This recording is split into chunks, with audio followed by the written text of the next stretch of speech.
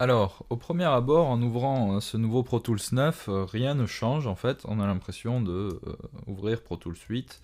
C'est exactement la même interface, mais nous allons remarquer plusieurs choses. Donc, dans un premier temps, on va ouvrir une piste, peu importe la piste, on va ouvrir une piste mono.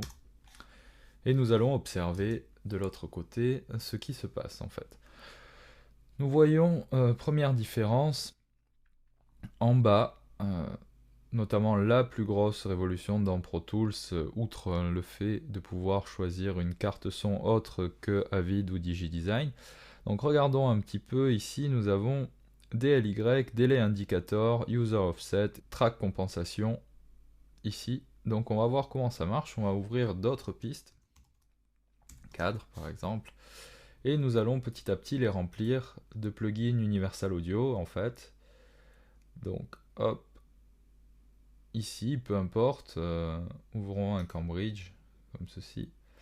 Et donc vous voyez que directement, grâce au fait d'ici de régler le délai compensation engine sur long, nous allons pouvoir compenser le délai induit à ce plugin. Donc regardez comment ça marche.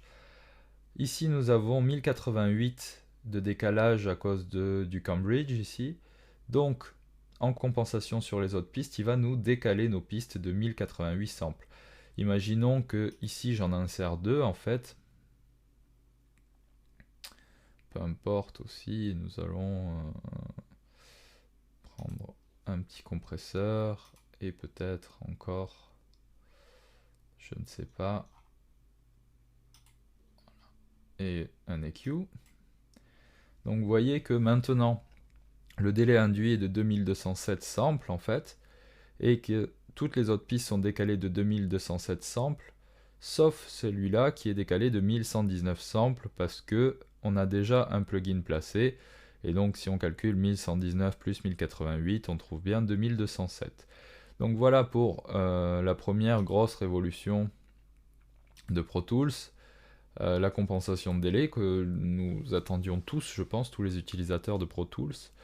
Même pour ceux qui ont fui Pro Tools, je pense que cette nouvelle va les faire revenir. Donc c'est très intéressant. Ensuite, nous avons donc ici la possibilité de faire apparaître délai compensation, mic preamps, donc ça on verra ça dans une prochaine vidéo. Voilà, pour ce qui est de la compensation de délai, voici comment ça marche et comment ça va nous faciliter grandement la vie.